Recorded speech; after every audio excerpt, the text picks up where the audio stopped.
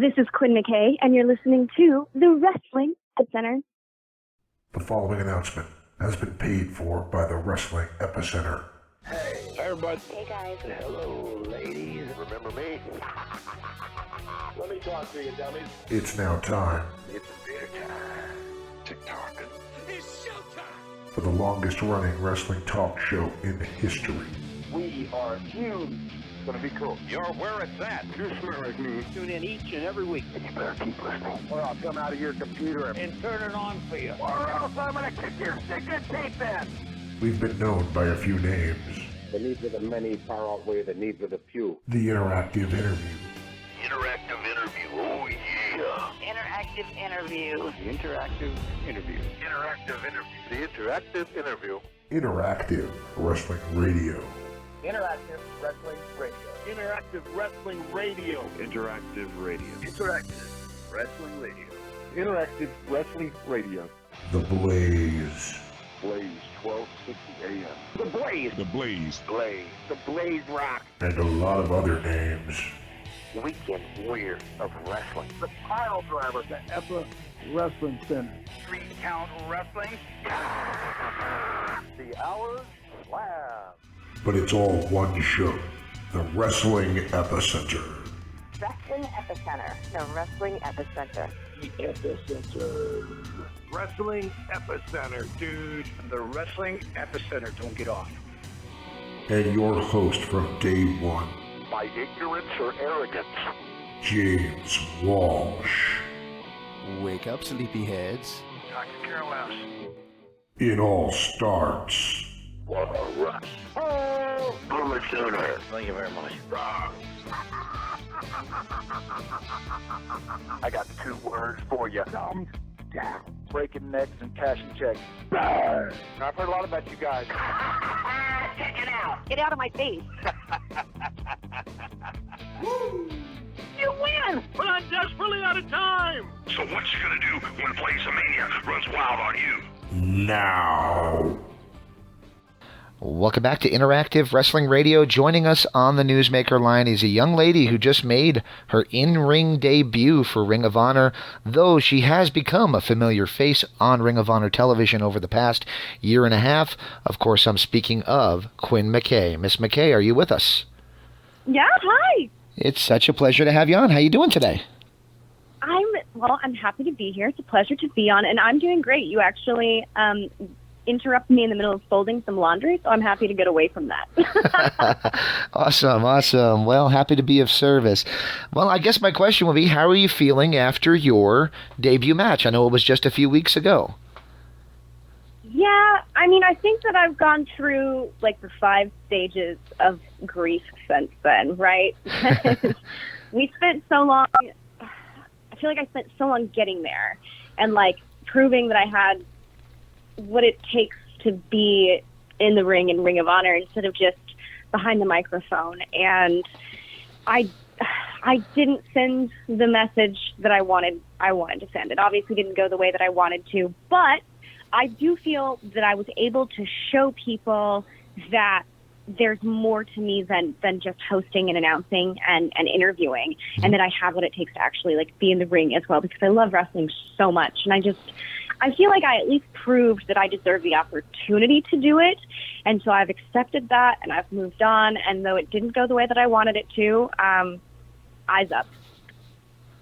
Well, that's a good attitude to have. And you mentioned that you love wrestling so much, and I know it's such a generic question. You probably get asked it in every interview you do, but I got to ask it because that's what people expect. What made you fall in love with this crazy world of pro wrestling? Well, you phrase it a little bit differently than a lot of people do. Most people are like, what got you into wrestling? What made me fall in love with it? It's a little bit different because I got back into wrestling because I moved, like, I had watched it growing up with my brother, but he shipped off to the Navy when I was still fairly young. There's like 15 years between us. So I didn't really discover it again until I was dropped into a brand new town in the middle of my freshman year of high school. And the girl that I decided was going to be my best friend she watched Raw every night or every Monday night with her brother Kyle. And so that's just what we did every Monday. And then we started getting together for pay-per-views, and it just kind of grew from there. But I think that I finally like fell in love with it whenever I would see Beth Phoenix wrestle, because women didn't have a lot of screen time at the time. This was back in like 05, 06. Mm-hmm. So I feel like you turned on the television and you saw like John Cena and Randy Orton and Edge and Batista, and that's about it as far as like screen time went. So whenever the women would actually get to go out there and go a little bit, I was enamored with Beth Phoenix because she was so strong and she moved so well and she was so glamorous. And I was like, that's it. That's what I want to do. Very cool. Like specifically, I'd say it's that. Awesome. And in your intro video leading into your match with Angelina Love, you talked a little bit about your experience with roller derby. And wrestling and roller derby, there's some kind of a connection there, and I'm a lifelong wrestling fan, but I've never really figured out the connection, except that I know, even though I don't fully get roller derby, I know that I respect it. So what is the connection with wrestling and roller derby, and why are they so intertwined in some weird way? So I think that I have a theory about this, but before I get to that, I think that the natural answer is that whenever roller derby was first established, especially back in the 70s, when it was very popular and they had like the different leagues, it was very much like wrestling. They would use each other as weapons, and they would like throw elbows and clotheslines. Like they would give each other full-on back body drops on the banked track. And that's the type of badass that I just can't even comprehend, honestly. So I think that a lot of it comes from that, but roller derby today is much different. Roller derby today and the roller derby that I played under the Women's Flat Track Derby Association, which is like their governing body, sort of. The WFTDA is like the NFL or the NHL. Huh. And so they like make the rules and set the like minimum skill requirements about like what it takes to be a team, how you can be on the team, how you can compete, stuff like that. But it's now like a full contact sport at high speeds on roller skates. And so the only thing that is really left over in roller derby today that harkens back from like the golden age of roller derby is the personas, because you pick your own name or your team picks your name, and that's what you put on your jersey instead of like who you actually are. And it's an opportunity to like step outside of yourself, because a lot of people that play roller derby are like stay-at-home moms, and like, or women with like 9 to 5s that don't have any other, like anything else in their lives that like connects them with other women or allows them to feel like a powerful athlete. And roller derby does that for just like regular everyday women. It makes them feel powerful, and it makes them able to become like this ulterior or alternate version of themselves, like your alternate ego. And so I think that in that way, it's very similar to wrestling. You become like this superhero version of yourself, and then you hit each other.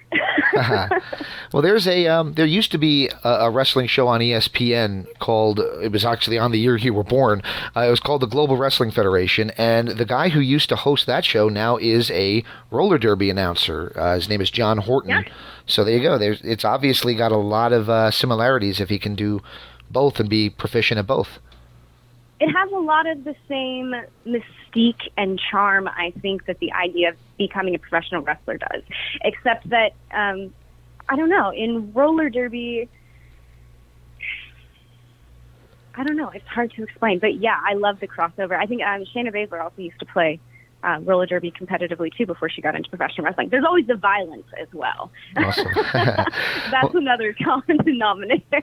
Very cool. And you know, your look has obviously evolved over the years, and a lot of that I think does come from your roller derby days. Obviously we've seen the pictures online and recently on Ring of Honor TV of you with the wild colored hair and a more gothic appearance than we're used to seeing you with. Yes. Does that stem from roller derby? Yeah, absolutely. So my first set of gear was actually designed based off of my roller derby uniform. Mm-hmm. I just kind of like took it and made it more like Quinn McKay and inserted my colors, which were, well, blue and black, I guess, instead of blue and red. But my roller derby uniform was blue and red. So it was that. And there's only been like one real roller skating gimmick, I think, in professional wrestling. And so people tried to talk me into doing that occasionally. And I was like, listen, I'm not taking bumps on skates. I don't think you understand how heavy they are. Was it a hard talk into to get you to maybe change the hair color and adopt a more, I don't know, normal look? I guess would be the way to describe it.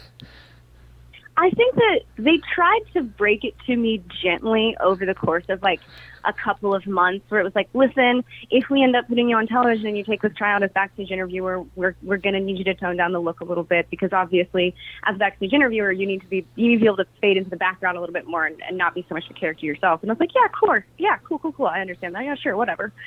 But then whenever it actually came time to do it, I was given like a week's notice, and they were like, hey, we need you to be brunette by this weekend. And there was no discussion. It was just, you're going to do it or you're not. So that's what happened, which was good. I think that was the best way to do it for me, to just like rip off the Band-Aid, like, hey, you're going to have to take out the nose ring and dye your hair brown. It's just going to be a thing. And I was like, all right, boss, you got it. All right. So you immediately appeared on television alongside Ian Riccovani, and it seemed to just be that you were almost screen ready. What was it like, those jitters, when you first took the airwaves alongside Ian Riccovani? Well, that was another ripping off the Band-Aid moment, and I think that Ring of Honor just understands like how my brain works and how they need to do things with me, because I literally just showed up to the venue and they were like, hey, you're hosting now. And I was like, what? So yeah, I had hours notice for that. So I don't know. I guess I just always kind of try to prepare myself for worst case scenarios. So whenever you throw something good my way, I'm like, oh, this, I can handle this. That's awesome. Plus, I had like a couple, at that point, several months, I think, of interviewing as well, just backstage under my belt before they sprung that on me. So at least like I knew the roster. I knew what to expect. I had already figured out everybody's cadences and the way that they like to tell their stories and stuff like that. So I think that having that in my back pocket and throwing myself headfast into that first really, really was beneficial to me. So in my very organized notes, I scribbled down the words classic rock radio, and it said somewhere on a bio of you that you also had a moderately successful daytime classic rock talk show. Is there any truth to that? Yeah, it wasn't a talk show. I was just a DJ. So I had like talk breaks and stuff, but it wasn't like I just ran a talk show and never stopped talking and just lulled people into comfort with the dulcet tones of my voice while they were at work. But I did. I worked for 104.7 The Cave, KKLH, in Springfield, Missouri. So very small, mid-sized city. And I did middays there for classic rock station. And it was a really, really fun job. I got into it as an intern my senior year of college because I have a degree in PR. And I needed an internship. And I was like, well, my brother's bandmate and one of my friends runs this radio station. Hey, Mike, do you need an intern? And he was like, yeah, actually, I desperately need an intern this summer. And then I got hired on the air, and that I never went back. And the thing is that I took that internship just to help run events and stuff. Because, again, I had a PR degree. And he just threw me on the radio to see what would happen. So I think just most things that have happened in my career is like that. It's just, hey, you're going to do this now. And I'm like, cool, I'll try. Very cool. I think that I would imagine being on the air, though, would have prepared you for hosting a show like Ring of Honor. I know it's a completely different, world, but it's... Yeah. Oh, yeah, definitely.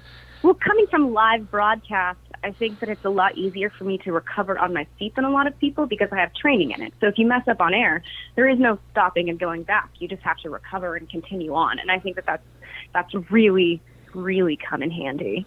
Awesome.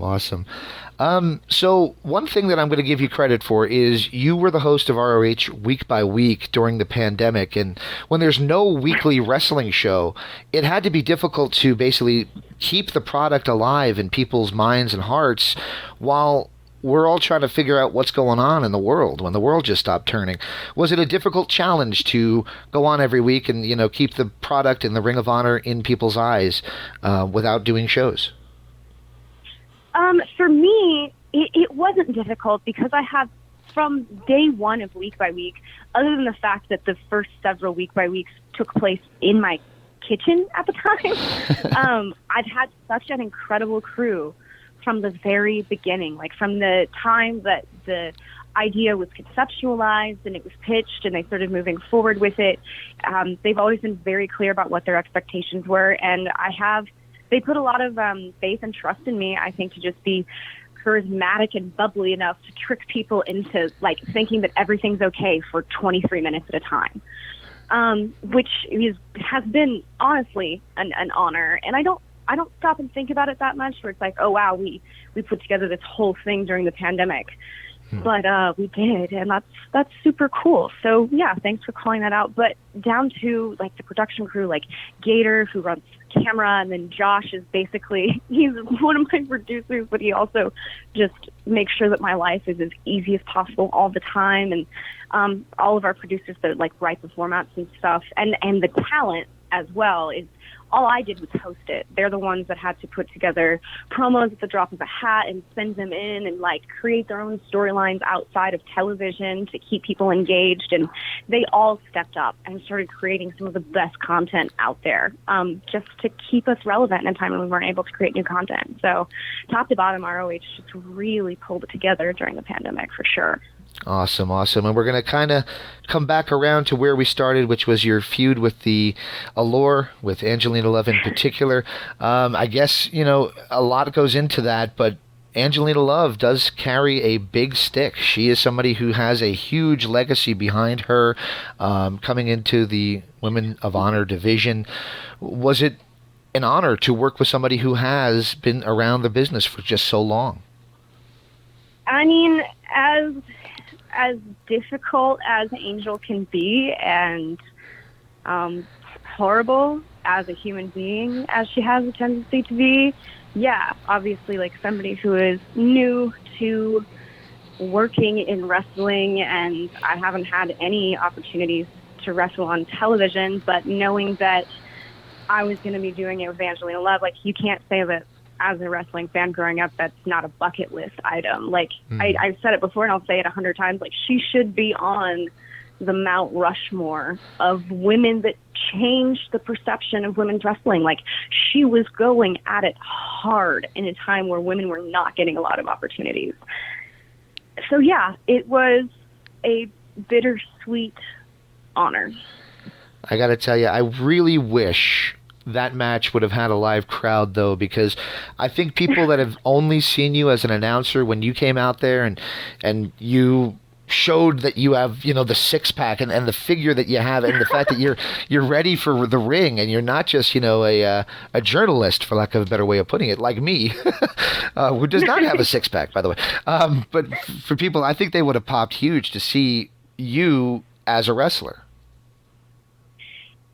You're probably right. I don't know. I've only wrestled in front of like 10 live crowds my entire life. And I don't remember what any of those crowd interactions were. So I'm sure even if, well, I don't know, that would have been a defining moment. I don't think that's anything that you could forget, regardless of how nervous you were. That's awesome. So even though you didn't get in the tournament because of the outcome of that match, the Women of Honor not Women of Honor, sorry, not supposed to say that. The women's division is going to happen, and it's going to happen now, and it's underway actually every Wednesday. Mm-hmm. What's your thoughts on Women of Honor? I got to stop myself from doing that. On the women's division in Ring of Honor. Well, the Ring of Honor Women's Division is off to a really great start. And that is something that we have to force people to break the habit of. We're not Women of Honor anymore. And I think that people have a tendency to complain all the time about the fact that Women of Honor started and stopped and was rebooted and whatnot. But now there's no distinction between us and the rest of Ring of Honor. But because before it was like we were just this branch off to the side. And now we're integrating as a part of the Ring of Honor roster. And this summer we're going to crown the inaugural Ring of Honor Women's Champion. Mm-hmm. And I think that's incredibly important. And some of the names so far that we have announced to be in that tournament, like the likes of Allison Kay was just announced, which is absolutely incredible. And all of the tickets to gold that we've given, and unfortunately, Angelina getting her first round bye, it's shaping up to be one of the most impressive women's tournaments that I've ever seen. And I don't say that just because I work for the company. Like, the stakes are very high. This is our first ever Ring of Honor Women's Champion, and whoever it goes to is going to have a lot of weight on their shoulders. So is the person that wins going to be somebody that can carry that kind of weight? This is the kind of question that I have and that I think of. But I think that we're in really great hands. And I think that even though I'm not in the tournament, unfortunately, and I don't have that opportunity, that whoever gets it will have fought hard for it. And I wish them luck. Absolutely. And we just recently, a few months ago, in fact, had on Maria Canelos, who was talking about the women's division, and she was talking about this. And basically, what is your thoughts on working under somebody who has had the experience of a Maria Canelos? She's absolutely incredible to work with. She is such a shining beacon backstage, because as a board of directors member, she's impartial to all of us, and she keeps relationships incredibly professional. But you can tell that she wants everybody to succeed. You really can. And you can go to her with anything and ask questions, and she'll give you this perfect advice and insight. And she is so, so knowledgeable. It's been such a privilege to get to work with someone like Maria Canelos Bennett. It really has. Awesome. And of course, the big news that broke a couple weeks ago was that Ring of Honor is going to have that live crowd again. I know it doesn't make that big of a difference just yet for you until you're actively in there all the time. But what is your thoughts on the live crowd and people being allowed back in the building? I think that I have been the most unaffected by there not being live crowds of anybody on the roster, because I don't, other than the one match, like you said, I'm never out there with the live crowd. So I don't have their energy to feed off anyway. But what I do have is the wrestlers' energy to feed off. And they get that from the live crowd. So everything is about to pick back up, and I can feel it. And that's what I feel like I've missed. You can tell that, whenever the wrestlers come back for their interviews and they've just had the match of their life, they didn't get to feel that from the crowd either. They didn't have someone telling them as they went along if they liked what they were doing or what they were saying or trying to get across, and that's hard. And as wrestlers, everybody loves applause. So I think just having that buzzing crowd energy back, just because I wasn't affected by it necessarily throughout the pandemic, doesn't mean that I am not so looking forward to it. Everybody's going to take it up to the next level. People are chomping at the bit. I just hope that, they keep rational heads on their shoulders and they don't try to push it too far once we get that first live round back. All right, so I'm going to throw two more questions at you. They're fairly easy ones. Let me give you a word association of a guy that I think is just heads above everybody else in the entire wrestling industry, and that is Ian Riccovani. You have any word association for Ian Riccovani? Word association for Ian Riccovani. Joy, I guess, knowledge. You can't walk into a room with Ian Riccovani and not just instantly be happy about the fact that he's there. He just radiates kindness and positivity and happiness, I guess. But he also is the best play-by-play guy in the game. We all know it. I agree. And the final question is kind of a softball for you, but what are your overall goals, your aspirations in professional wrestling? Oh man, I have so many. Can I leave it at that? Can I just say there's so many? I wear so many hats, and because I'm a person that perpetually tries to spread myself too thin, I want to wear the biggest hat of all of the hats that I wear. So I don't know. I'd love to be able to continue to host this at some point. I'd like to be a world champion. I want to have my own talk show. The list grows every day. Beautiful, beautiful. Hey, before I let you go, do you mind if I ask for one last favor from you? Absolutely. You probably already know what it's going to be, but do you mind if I ask for a station ID? Just saying this is Quinn McKay, and you're listening to the Wrestling Epicenter. This is Quinn McKay, and you're listening to the Wrestling Epicenter. The preceding announcement was paid for by the Wrestling Epicenter. On the listen, and if you like what you heard, I'm glad. If you didn't like what you heard, go fuck yourself. Most people done hung up on me. We had a lovely conversation. What a show. Oh, mercy, Daddy. On the radio dial. Don't hang up. Bye-bye.